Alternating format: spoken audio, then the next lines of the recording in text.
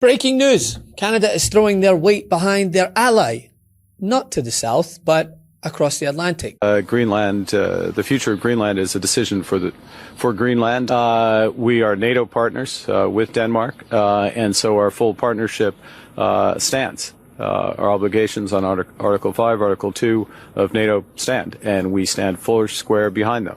Oh, that's gonna hurt! Only Donald Trump could turn a NATO ally like Canada into one publicly reaffirming obligations not to the US, but to Denmark against the USA. Egomaniac's Greenland fixation continues to isolate the United States. And I may do that for Greenland too. I may put a tariff on countries if they don't go along with Greenland, because we need Greenland for national security. So I may do that. I'll give you a little, I'll take you out of that. In fact, that'll end up being the story. But actually, this is a much bigger story because we're reducing healthcare by numbers that you haven't seen. Le Groenland, c'est la ligne rouge. Donc, je considère que si ils envahissent le Groenland, s'il se passe quelque chose au Groenland, ils ne sont même plus des adversaires systémiques, ils deviennent des ennemis. Canadian Prime Minister Mark Carney, he's warning Trump to, quote, back off Greenland, aligning with Europe in defense of NATO principles, particularly the idea that if one ally is threatened, then the alliance responds together. That idea being Article 5, which the US, I guess, used to fall under also until, of course, the I want Greenland like it's a property on a monopoly board foreign policy came into play. Greenland, the future of Greenland is a decision for Greenland and for the Kingdom of Denmark. We are NATO partners with Denmark, and so our full partnership stands. Our obligations on Article 5, Article 2 of NATO stand, and we stand full square behind those. Canada, one of the United States' closest security partners, you're talking NORAD, NATO missions, intelligence coordination, telling the United States and their president that its allegiance is not with the US, but with those across the Atlantic. It's a scathing indictment of this administration. Is there a way to address the president's security concerns without handing over Greenland that both sides might support? No, because this is nothing to do with actual security concerns. This is the president being an idiot. And he is really excited about the idea of taking this big piece of land that's on a map. And he's just using any excuse to actually cover up his idiotic idea. And then you have people like, J.D. Vance and Marco Rubio. They're coming up with all these weird excuses. We have access to Greenland. We have a base in Greenland. The Kingdom of Denmark has said you could expand all the bases you want.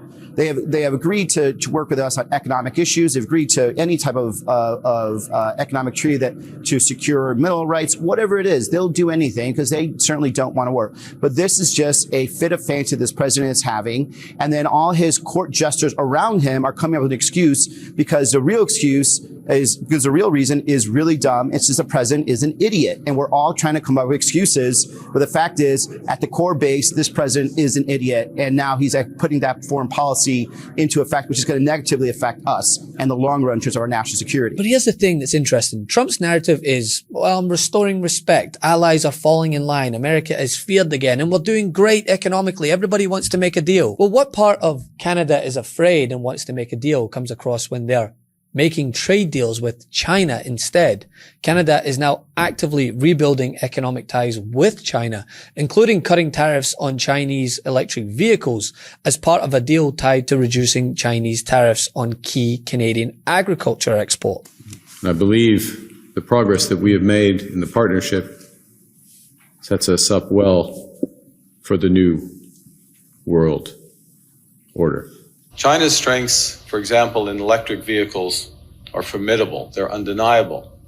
These are the most affordable and energy efficient and innovative vehicles in the world.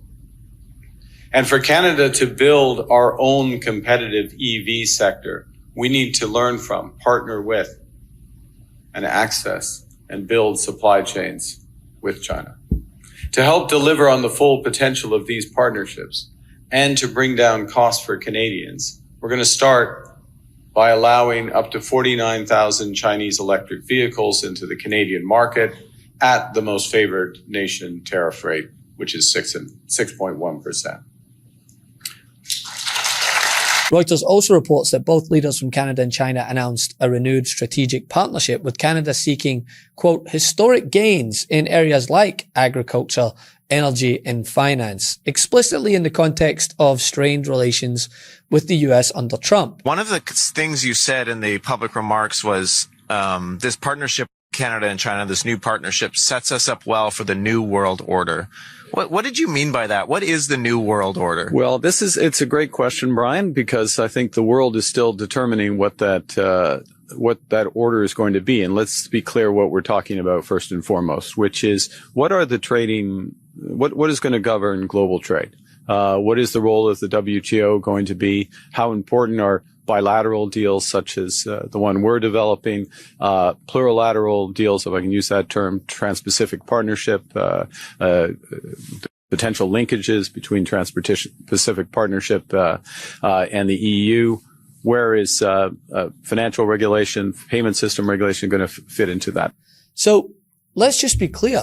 Canada didn't suddenly wake up and think, you know what? We should probably head over to Beijing because we need to rely more on China. Canada is reacting out of necessity as a result of the issues created by Donald Trump. We are once again at one of those hinge moments of history. Our old relationship with the United States, a relationship based on steadily increasing integration, is over. The system of open global trade anchored by the United States, a system that Canada has relied on since the Second World War, a system that, while not perfect, has helped deliver prosperity for a country for decades, is over. These are tragedies, but it's also our new reality. We are over the shock of the American betrayal, but we should never forget the lessons. But you're going to take us forward. We have to look out for ourselves. And above all, we have to take care of each other. Yeah.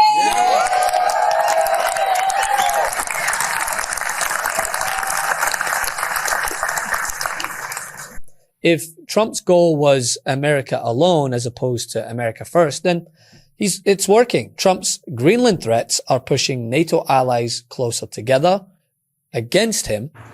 Greenland is part of the Kingdom of Denmark.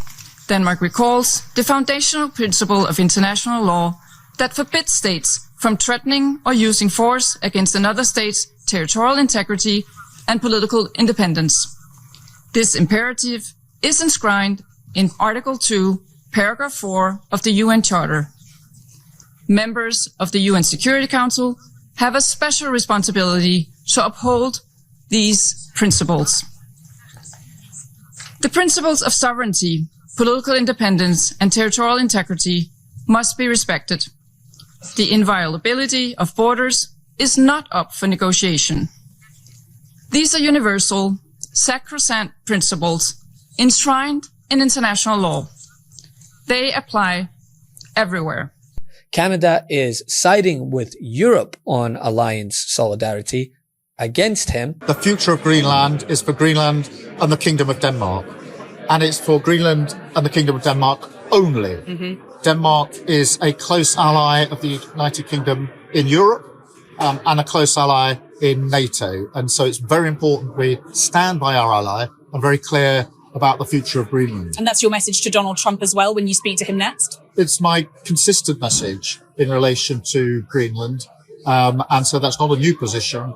It is the future for Greenland is for Greenland and the Kingdom of Denmark. They are a European ally, they're a NATO ally, and we stand with Denmark. And at the same time, Canada is rebuilding trade ties with China. Trump keeps making cooperation with the US impossible and more costly. So what this partnership does is in areas, for example, of clean energy, conventional energy, agriculture, as we were just talking about, and financial services, which we've talked less about, but the evolution of the global financial system, the role of the renminbi over time, the evolution of cross-border payments. I know it all sounds very dry, except for your organization, which I think takes an interest in it. These are important elements of how the system's going to work. And look, the expectation is that rather than these being developed necessarily through the IMF, WTO, and other multilateral organizations. It is going to be coalitions that develop them not for the world, but for subsectors. Way to go, Donald. You continue to prove you are Mr. Art of the Deal. Love this video? Support independent media and unlock exclusive content, ad-free videos, and custom emojis by becoming a paid member of our YouTube channel today. You can also gift memberships to others. Let's keep growing together.